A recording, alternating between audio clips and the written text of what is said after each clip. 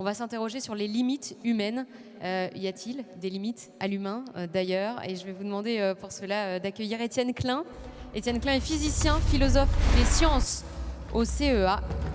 Jean-François Toussaint est avec nous, directeur de l'IRMES et professeur de physiologie à l'Université de Paris.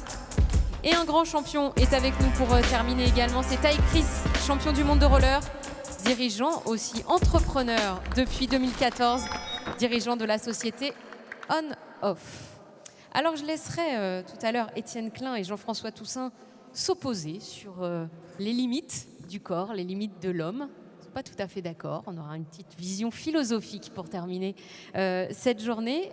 Ty Chris, je vais débuter avec vous tout d'abord. C'est gentil. Je ne sais pas si tout le monde vous connaît. Peut-être que oui, ou en tout cas peut-être encore pas assez bien. Sportif de haut niveau, oui, champion du monde de roller pendant 20 ans. Vous aussi, vous êtes allé dans l'extrême. Vous avez poussé votre corps où vous pouviez. À ça, 100%. Vous avez cherché vos limites, vous les avez dépassées très souvent. Qu'est-ce qui vous a poussé à ça ? Je crois que c'était ce rêve de gamin quand j'étais vraiment enfant. J'ai toujours eu envie finalement de voler comme tous les enfants et pouvoir arriver une quelques secondes, m'élancer dans les airs et voler. Et c'est finalement être face à des risques extrêmes et pousser son corps avec des années d'entraînement. C'est un sort de gladiateur moderne. On devient un sort de gladiateur moderne avec le public et il y a un échange avec le public. Et après, j'ai fait de la compétition. Donc, j'avais envie de devenir le meilleur dans mon sport. Je m'entraînais toute l'année. Pendant des années, j'ai fait ça. Je passais souvent à l'hôpital et sur le lit d'opération à la fois. Mais voilà, c'était inventer des figures. J'étais en avant de ce sport, c'est-à-dire que imaginer des figures qui n'existaient pas, se battre pendant des mois et des années avec des accidents pour arriver à les construire et les faire la première fois et pouvoir, avec tellement d'entraînement, profiter de ces quelques secondes où on s'envole dans les airs et jouer avec le public. Donc c'est le mélange de tout ça qui était magique pour moi. Cette adrénaline magnifique. Je ne sais pas si on a pu récupérer les Oui, images. ils ont quelques images. On a les images. Alors, on va regarder les images pour se rappeler de ce que vous avez fait. Ouais. À un moment dans votre carrière, vous avez quand même pris conscience que vous preniez des risques. Voilà, un peu. Ça, c'était les X Games, par exemple. Voilà, des doubles sauts périlleux, des figures comme ça. À quoi ça ressemblait, tout ça. Donc ça, c'est dans des années. Vous aviez quel âge là ? Là, j'ai une vingtaine d'années, un peu plus de 20 ans. Au bout d'un moment, on finit par vieillir, par peut-être prendre un peu plus conscience qu'il y a des risques ou être après, un peu cassé de partout. Pour terminer, voilà, il y a eu ça. Donc après les compétitions, je suis parti sur des records diaboliques où là, le risque était extrême parce que j'étais à 40 mètres au-dessus du sol, sur une nacelle qui tanguait avec le vent. C'était quelque chose que je n'avais jamais fait. Clairement, il y avait un risque... peut-être même de vie ou de mort, hein, parce que vu la distance, ou au Sacré-Cœur, c'était un saut de 30 mètres de long sur 12 mètres de haut. Donc tout ça, c'était vraiment pousser les limites à l'extrême, où il fallait que j'apprenne à marcher sur un fil avec 300 mètres de vide en dessous en 5 jours et traverser le Grand Canyon. Donc toute ma vie, j'étais confronté à des challenges mentaux, mais poussé par la passion et envie d'aller au bout, quoi. Après, je l'ai payé avec les opérations. J'en ai eu 7 et une quinzaine de fractures. Bon, alors, je voulais revenir sur ce moment en fin de carrière où vous avez pris tous ces risques, vous êtes cassé de partout. Vous avez quand même trouvé une petite solution technologique que vous avez inventée pour vous préparer à sauter comme ça. En fait, parce que ces sauts-là, il ne les répète pas. Hein. Il l'a fait une fois et il ne s'est pas échauffé avant. Quoi. Voilà. En fait, il y a eu plusieurs choses. Au fur et à mesure de ma carrière, puisque j'étais dans un univers qui n'était pas très, très structuré, donc il a fallu inventer mes technologies pour arriver à m'entraîner sans risque. Alors d'abord, j'ai inventé un airbag de compétition, un énorme airbag qui épousait la forme de la rampe, que j'ai gardé secret pendant 10 ans, qui m'a permis de travailler les figures sans risque. Et voilà, et quand il y a 5 ans de ça en arrière, en tout cas, je me suis cassé la jambe une fois de plus, j'étais sur mon lit d'hôpital. Je me suis dit, les records, c'est bien beau, mais il faut penser à l'avenir. Et là, j'ai complètement bifurqué. J'étais dans le monde de la technologie, dans le monde des télécoms. Et d'une idée, j'ai réussi à monter un opérateur télécom mobile mondial avec beaucoup de hauts et de bas, mais ça commence à devenir grand, donc c'est génial. C'est on-off. Voilà, c'est une application qui permet en un clic d'avoir un deuxième numéro. Vous pouvez vous attribuer une deuxième ligne juste via l'application, vous la téléchargez, vous avez un 06, vous pouvez appeler avec, recevoir des appels, des SMS, etc. Bon, moi je voudrais qu'on revienne aux sportifs de haut niveau. Avec même plaisir. Si je suis avec totalement vraiment contente pour vous de on-off. Je voudrais qu'on revienne à ce saut de la Tour Eiffel qu'on a vu. On a dit qu'il y a l'airbag pour se préparer. Il y a aussi énormément de data et de mesures pour Alors, arriver à faire le saut parfait, quoi. Diabolique. C'était, en fait, le truc, c'est que vu que ça n'avait jamais été fait, déjà pour vous donner un exemple, alors là, je vais rentrer dans beaucoup d'éléments techniques, on n'avait pas le droit de toucher la Tour Eiffel parce qu'on ne pouvait pas mettre une structure à la Tour Eiffel. Donc, il fallait faire monter une nacelle qui donne l'illusion qu'elle y est attachée. Donc, pour ça, il fallait construire la structure et s'assurer qu'elle est exactement à l'aplomb, que quand elle sera finie 30 mètres, 40 mètres plus haut, qu'elle s'arrête à 20 cm. Donc il fallait mesurer au laser au pied de la Tour Eiffel pour que précisément, quand la structure sera finie 40 mètres plus haut, ça fasse 20 cm de la Tour Eiffel. Il y a eu ça.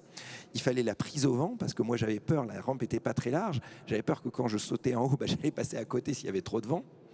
Et donc, on calculait mon poids, on calculait le vent et on calculait le nombre de jets à l'atterrissage. Et sur le saut au Sacré-Cœur, c'est là où c'était le plus incroyable avec les ingénieurs, c'est que vu que c'était un saut de 30 mètres de long, mais également 12 mètres de haut, évidemment, si vous sautez de 12 mètres de haut, vous cassez les jambes si vous arrivez sur une surface plate. Donc, le seul moyen de ne pas se casser les jambes, c'est d'arriver sur une piste qui est totalement en pente. Sauf que vu que je viens de 30 mètres de long, pour épouser la pente, je ne peux l'épouser que si ma vitesse est parfaite. Si j'ai un peu trop de vitesse, je vais dépasser la courbe d'atterrissage. Et si j'en ai pas assez, je vais taper le bord et je vais m'écraser sur le bord. Donc globalement, les ingénieurs ont fait tous les calculs par rapport à mon poids, la prise au vent, tous les trucs. Ils m'ont dit, voilà, il faut que tu décolles exactement à 51 km/h. Jusqu'à 52, tu es en vie. Et jusqu'à 50, tu es en vie. Au-delà, c'est cuit. Et donc la veille au soir, j'avais pris tous les ingénieurs, je les ai remis dans un restaurant, on a été prendre une pizza et je leur ai dit s'il vous plaît, refaites tous les calculs. Parce qu'il n'y avait pas de saut d'essai. Il fallait que je leur fasse confiance à 100%, parce que la rampe elle était finie. Et donc il fallait prendre la vitesse et s'assurer qu'ils ne se soient pas trompés sur les calculs. Donc voilà, il y avait plein d'éléments comme ça et j'ai plein d'autres anecdotes qui sont très très intéressantes et passionnantes. Ça c'est juste incroyable parce que là vous risquez votre vie, quoi. Il y a pas, là il n'y a plus l'airbag dessous. Mais je risquais ma vie, mais je faisais confiance à ces ingénieurs et c'est vraiment grâce à eux que je n'ai pas été finalement en danger parce qu'ils ont fait ces calculs au maximum. Je l'ai dit tout à l'heure, j'avais peur juste en écoutant. Vous avez peur au départ de ce saut? Comment on ne peut pas avoir peur. Comment on la dompte? Comment on la maîtrise, cette peur? C'est sûrement les années de compétition qui m'ont appris finalement à dompter mon esprit, mais en fait, je me suis en quelque sorte parlé à la troisième personne. Parce que quand on est à 40 mètres sur cette nacelle qui tangue avec le vent et qu'il faut jeter comme un saut à l'élastique sans élastique, tout le monde a les jambes qui tremblent et moi le premier. Et donc en fait, ce que j'ai fait, c'est que je me suis dit, de toutes les façons, Taïg, tu vas sauter. Vous voyez ce que je veux dire?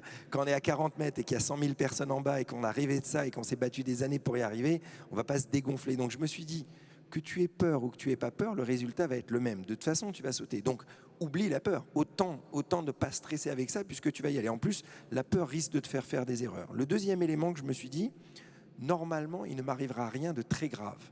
Les ingénieurs ont fait les calculs, vu le poids, la réception, etc. Je ne devrais pas mourir. Mais oui, je peux me casser un bras ou une jambe.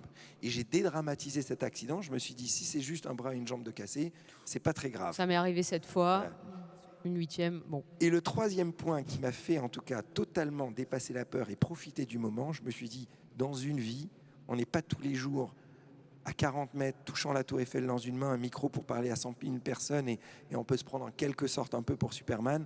Ne gâche pas ça avec de la peur. Et donc avec ces trois éléments, j'ai profité du moment sans peur, avec beaucoup d'amusement et c'était super. Et il y a cette adrénaline, ce truc qui est passé, vous l'avez ressenti comment? Vous l'avez ressenti tout de suite avec du recul? Alors, comment? Dans ma carrière, j'ai ressenti à tellement de moments l'adrénaline et j'ai appris à la dompter et à la faire monter pour être fort, etc. Les 20 ans de compétition m'ont aidé, mais j'ai jamais ressenti aussi fort qu'à la Tour Eiffel. À la Tour Eiffel, concrètement, j'ai senti une accélération dans l'air que je n'avais jamais ressentie auparavant. Ça m'a même impressionné quand j'ai atterri. Je me suis rappelé du vent qui soufflait dans les oreilles, qui sifflait dans les oreilles, et l'accélération de 0 à 65 km/h, je crois, quand je touche en 1 seconde et quelques, etc. Et ça, je me rappelle que ça m'avait surpris un degré d'adrénaline, mais c'est grisant, hein, ça donne envie de le refaire. Oui, sans doute. La suite, justement, tu as écrit, c'est quoi? Comment la technologie va encore faire évoluer le sport, le vôtre, ou d'autres? Alors, dans mon sport, la technologie a énormément, je dis dans mon sport, les sports extrêmes d'une façon globale, a énormément fait évoluer ce genre de sport. Pourquoi? Parce que moi, quand j'ai commencé ce sport, quand il fallait tenter un double saut périlleux, globalement, avant que j'invente mon airbag secret qui m'a permis de m'entraîner, il fallait avoir beaucoup de courage, prier Dieu très fort et y aller en fermant les yeux et espérer qu'on finisse en vie à la fin du double saut périlleux. Il n'y avait pas de moyen d'entraînement. Maintenant, il y a plus que simplement cet airbag que j'ai inventé. Dans tous les camps d'entraînement aux États-Unis, ils ont des systèmes de bac à mousse avec des systèmes de ralenti pour revoir les figures, etc. Et du coup, les jeunes s'entraînent directement avec tous ces systèmes technologiques d'entraînement. Et ça se voit sur les figures, puisque aujourd'hui, ils font des quadruples sauts périlleux avec des vrilles, des trucs incroyables qu'on n'aurait jamais pu imaginer à l'époque. Et c'est vraiment le changement technologique d'entraînement qui permet ça. Et vous l'avez dit, hein, dans 5 ans, il y aura des compétitions d'hommes volants. C'est votre Ouais. rêve d'enfant qui se Alors, réalise. c'est sûr que ma prochaine start-up sera sur des éléments comme ça. Je vois, il y a 2 start-up qui sont lancées, un pote qui s'appelle Frankie Zapata et un anglais aussi, qui ont fabriqué des sortes de systèmes volants et qui sont déjà en train de préparer des courses donc d'hommes volants comme ça. Il y en a un qui a un skateboard volant, ils vont à 200 km à l'heure, ils zigzaguent entre les gens. C'est incroyable, c'est vraiment Spider-Man, quoi, pas Spider-Man, le frelon vert comme on dit. Et c'est sûr que ça va arriver. Et on le voit déjà. Moi, par exemple, à Paris, je me balade qu'avec le solo wheel, un monocycle électrique. Et c'est d'un pratique incroyable. Donc, il y aura de Ouais, plus mais en vous ne plus. sautez pas par-dessus les voitures, tout Je ne ça? saute pas par-dessus Non. les voitures. Mais en tout cas, oui, les courses volantes vont arriver très vite. Je pense que ça va commencer à arriver dès l'année prochaine. Bon, pour vous, la limite, décidément, elle n'existe pas, elle n'a jamais existé, ou alors vous l'avez déplacée, vous l'avez bougée, vous l'avez effacée. On va écouter maintenant nos philosophes, Étienne Klein et Jean-François Toussaint, qui vont nous proposer une ouverture de fin de journée sur ce sujet. Étienne Klein, c'est vous qui allez commencer avec cette théorie selon laquelle, un peu comme le dit Ty Chris, on ne connaît pas les limites de notre corps. Oui, alors moi je suis complètement incompétent sur le sujet. J'admire ce qu'on vient de voir. Et tous les jours dans la presse, on apprend que telle personne a accompli un exploit sportif absolument incroyable. Je crois qu'avant-hier, une jeune femme qui est en rémission d'un cancer du sein a traversé 4 fois la Manche d'affilée. Bon, sans assistance, sans aide technologique, etc. Et donc ça pose la question, qu'est-ce que peut un corps? Qu'est-ce que le corps peut faire? Et cette question, elle a divisé les philosophes, notamment il y a eu une sorte de controverse à distance entre notre philosophe national Descartes, qui sépare l'esprit et le corps comme 2 choses complètement indépendantes, et puis un autre philosophe qui s'appelle Spinoza, que tout le monde connaît, qui a écrit l'Éthique. Et dans ce livre, il pose la question, que peut le corps? Et je lis quelques lignes qui constituent sa réponse. Il dit, personne n'en sait rien. En tout cas, personne ne sait d'avance ce que peut un corps. L'expérience n'a jusqu'ici enseigné à personne ce que, grâce aux seules lois de la nature, le corps peut ou ne peut pas faire. Il ne connaissait pas Ty Chris Spinoza, je Pardon crois. Il ne connaissait pas Ty Chris Spinoza. Justement, j'allais y venir. Car personne jusqu'ici n'a connu la structure du corps assez exactement pour en expliquer toutes les fonctions. En outre, personne ne sait de quelle manière ou par quels moyens l'esprit, on dirait le mental aujourd'hui, met le corps en mouvement, ni combien de degrés de mouvement il peut lui imprimer et avec quelle vitesse il peut le mouvoir. D'où il s'ensuit que les hommes, quand ils disent que telle ou telle action du corps a son origine dans l'esprit, ne savent pas ce qu'ils disent et ne font qu'avouer ainsi en termes spécieux qu'ils ignorent la vraie cause de cette action et ne s'en étonnent pas. Fin de citation. Alors évidemment, Spinoza ne pensait pas à toutes les aides dont on a parlé aujourd'hui. Il y a d'abord l'entraînement, qui est une sorte de dopage physique. Je vous rappelle que Pierre de Coubertin, l'inventeur des Jeux Olympiques modernes, considérait que l'entraînement, c'était du dopage. Ensuite, il y a le dopage chimique. On a parlé du dopage technologique, le dopage par la réalité virtuelle. Mais on voit bien que la question de Spinoza, elle est encore ouverte. Par exemple, quand vous assistez aux Jeux paralympiques, parce que je pense que la question est encore plus ouverte quand on a affaire à des sportifs handicapés, et on voit qu'ils sont capables de faire des choses que personne n'avait pu imaginer avant qu'ils les fassent, un peu comme vous, qui êtes valide, enfin vous êtes valide à temps partiel si j'ai compris, mais quand vous êtes Là, valide, ça a l'air d'aller. Ouais. Et par exemple, je me souviens avoir vu aux Jeux Olympiques de Londres, en 2012, un sportif fidjien qui s'appelait Iliesa Delana, qui était unijambiste. Et sa jambe était coupée au niveau de l'aine, donc il n'avait pas de prothèse du tout. Il est arrivé auprès d'une barre qui était à 1,76 m. Il avait 2 béquilles, il les a lâchées. Et sans prendre d'impulsion, il a sauté 1,76 m en ventral. Et donc beaucoup plus haut que beaucoup de personnes qui ont leurs 2 jambes valides. Et ça me semble être l'illustration de ce que disait un autre philosophe moderne qui s'appelle Deleuze, commentant Spinoza, qui disait « Ce que peut ton corps, ça n'est pas ce qu'il peut en tant que corps, c'est ce que tu peux toi. » Autrement dit, c'est l'intégralité de la personne qui détermine les performances dont il est capable, puisqu'on peut faire des choses finalement à notre corps défendant. C'est-à-dire on peut faire des choses que notre corps ne peut pas faire. Moi, tous les ans, j'assiste ou je participe à l'Ultra Trail du Mont Blanc et une course de 160 km autour du Mont Blanc. Et les gens qui terminent la course, qui sont peu nombreux, ont des corps qui ne sont pas spécialement mieux adaptés à la course que ceux qui ont abandonné. Et on a l'impression que leur corps a fait quelque chose que leur corps ne pouvait pas faire. Et donc je pense que les limites, elles sont compliquées et elles ne sont pas purement physiques, même si, étant physicien, je sais que le corps étant fait de matière, comme la matière inerte, il est soumis aux lois physiques qui, sans doute, l'empêchent de rêver à des choses impossibles. Merci, Étienne Klein, pour cette position. Jean-François Toussaint, pas tout à fait d'accord. Et l'imagination d'Étienne est sans limite. La réalisation de Taïg, de la même manière, nous a montré qu'il avait, même si c'est à temps partiel, tu faisais bien de le rappeler, Étienne, à la fois besoin et envie de déployer toutes ses ailes au-dessus du Sacré-Cœur ou depuis le premier étage de la Tour Eiffel, et en même temps énormément besoin de la technique pour calculer ces 50 km/h plus ou moins 2, ou de la technique chirurgicale de temps en temps, faute de quoi, dès la première erreur, dès la première intervention, sa carrière se serait interrompue, définitivement.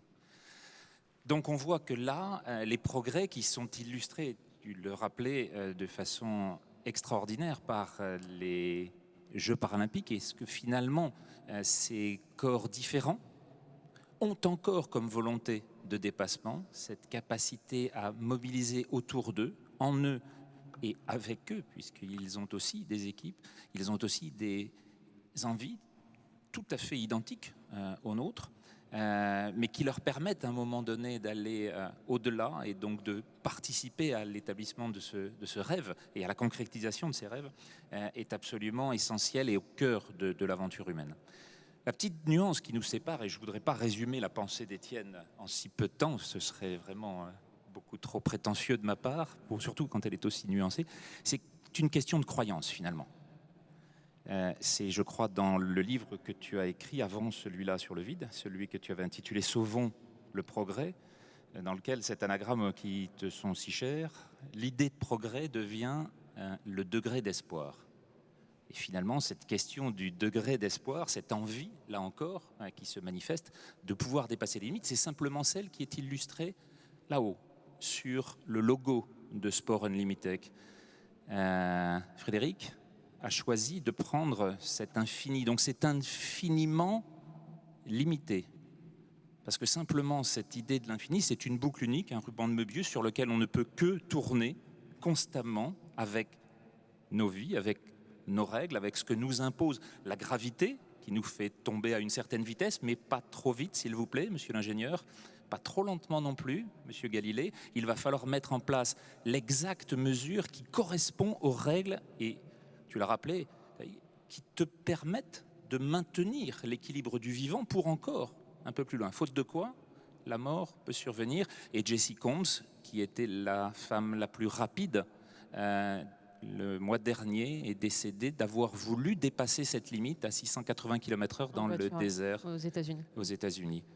Donc il y a des fenêtres qui nous sont offertes pendant ce temps très court de notre vie, qui est extraordinaire, et dans lequel on voit qu'un certain nombre de fonctions qui sont peut-être des fonctions universelles. On va avoir une longue discussion dans les mois qui viennent avec Étienne pour savoir comment établir ce point d'équilibre. Est-ce que ce sont des règles qui finalement s'appliquent aux vivants? Est-ce est-ce qu'elle précède le vivant? Est-ce que ces lois qui règlent l'énergie dont on voit tous les sportifs, Vincent Clerc ici, Thierry Dussautoir juste avant, amènent comme capacité d'utilisation de cette énergie dans leur organisme, et comment petit à petit elles arrivent à établir des fonctions qui sont étonnamment simples. Et je crois, à la différence d'Étienne, que l'univers se révèle à nous de façon extraordinairement simple, infiniment simple dans sa complexité. Mais il y a des règles de la complexité, il y a des règles du vivant, il y a des règles qui s'appliquent au vivant pour la physiologie, il y a des règles qui nous disent cette fenêtre n'est ouverte que dans cette incrémentation, dans cette marge-là, et il faut que vous passiez par là. C'est exactement ce que Taïg nous a appris. Effectivement. Taïg Chris, un dernier mot par rapport à ça, parce qu'il y a des analogies. Je suis vraiment là. en phase avec vous totalement. Et en tout cas, ce que j'ai vu et ce que je vois de plus en plus, c'est la symbiose entre les sportifs et la technologie au jour le jour. Je vous raconte par exemple une autre anecdote qui m'a énormément servi dans les entraînements. Pour arriver à décoller exactement à 51 km/h, bien sûr qu'il fallait que je m'appuie sur les distances, le poids, etc. Mais moi-même, je voulais avoir la certitude que je le sente quand je suis à 51. Donc qu'est-ce que j'ai fait? Pendant des mois, j'avais un pote à moi qui avait pris un radar de voiture. Et j'avais mon tremplin d'entraînement et je faisais des sauts toute la journée. Et en fait, je me faisais donc tracter derrière une voiture, je lâchais la voiture et je m'habituais à la pression du vent sur mon corps au moment du décollage. Lui, il me prenait avec le radar et on avait le jeu. Je devais lui dire ma vitesse avant. Je lui dis là, je suis à 53. Il me dit ah non, là, tu étais à 52,5. Et comme ça, et on faisait ça toute la journée et avec des milliers de fois. Donc c'est vraiment voilà, la symbiose entre la technologie et le sportif. Et c'est quelque chose qui n'était pas possible avant. Et ça, c'est que les prémices. Tout ce qui va arriver avec l'intelligence artificielle, etc., ça va juste être incroyable. C'est fou ce que vous racontez. Juste une petite question, Taïg Chris. Ça vous manque pas? Parce que c'est qu'on s'arrête comme ça. Alors, oui et non. Bien sûr que ça me manque d'être dans cette performance personnelle, parce que je suis en bataille avec moi-même, où je prends un risque avec ma santé et la peur que je dois surmonter. Et quand on arrive à le surmonter, c'est extraordinaire. Et en plus, quand on le partage avec des gens, comme je disais, un sort de gladiateur moderne, ça c'est fabuleux. Et ça me manque, bien sûr. Mais je crois qu'avant d'être sportif, j'ai toujours été challenger. Ce qui est important plus que d'être sportif pour moi, c'est d'avoir des rêves impossibles et d'essayer de les toucher et de les obtenir. Et ces rêves, en réalité, peuvent être dans le sport ou pas du tout dans le sport. Et finalement, depuis maintenant quelques années, puisque j'ai lancé mon entreprise, je le vois, je le vis exactement comme mon nouveau challenge. Donc j'ai aucune frustration parce que c'est mon nouveau championnat du monde, ma nouvelle Tour Eiffel, vous voyez ce que je veux dire. Et donc j'espère que j'en aurai plein d'autres derrière, mais je vis cette aventure comme un record de la Tour Eiffel côté entreprise. J'espère que surtout qu'elle vous gardera en bonne santé, cette aventure-là. Ça, mes parents dorment mieux de écouter ça. Le mot de la fin avec Étienne Klein. Oui, enfin, l'opposition avec Jean-François Toussaint, elle est pas totale. Moi, j'ai bien compris que, selon lui, même les limites ont des bornes. C'est ça qu'il veut dire. Mais en fait, on ne parle pas de la même chose, parce que lui montre que les sportifs de haut niveau, quand ils atteignent des performances quasi optimales, sont bornés par la physique. On ne peut pas aller plus loin parce que physiologiquement, toutes sortes de choses s'imposent à eux qui font qu'ils ne peuvent pas aller plus loin en termes de performance. En plus, ça varie avec l'âge d'une façon qu'il a pu mesurer sur beaucoup d'individus de sports différents.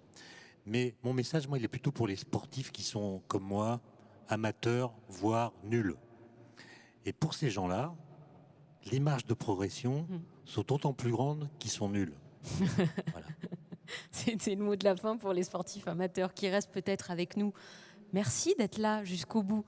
Merci à vous d'avoir conclu cette première journée avec une ouverture incroyable, mais qui a repris beaucoup de ce qu'on a dit tout au long de l'après-midi. Merci Taïg Chris de nous avoir fait vibrer encore avec la Tour Eiffel, avec le Sacré-Cœur, avec ces sauts. Vous allez probablement rester encore avec nous. On va aller boire un coup. C'est comme ça qu'on fait chez les sportifs une fois que la journée se termine, parce que oui, cette journée d'échange, elle est terminée.